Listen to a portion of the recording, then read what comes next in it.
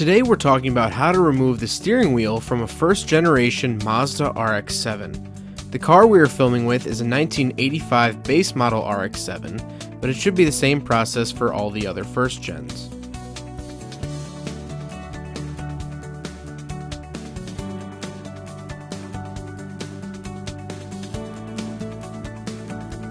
The first step is to remove the horn cover. I would recommend disconnecting the battery first in order to avoid accidentally honking the horn or shocking yourself.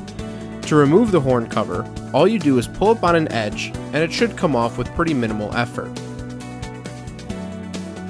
Next, if you'd like, you can remove the horn button with 3 Phillips head screws marked here.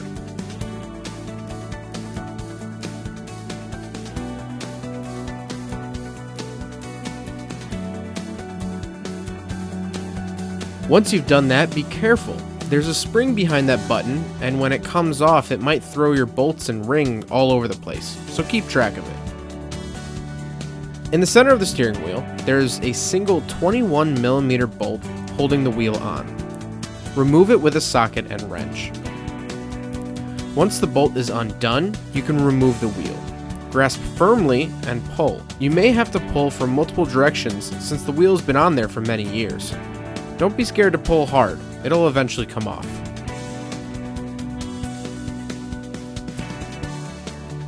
Pull off the horn pad, remove the 3 horn screws, remove the center nut, and firmly pull on the steering wheel.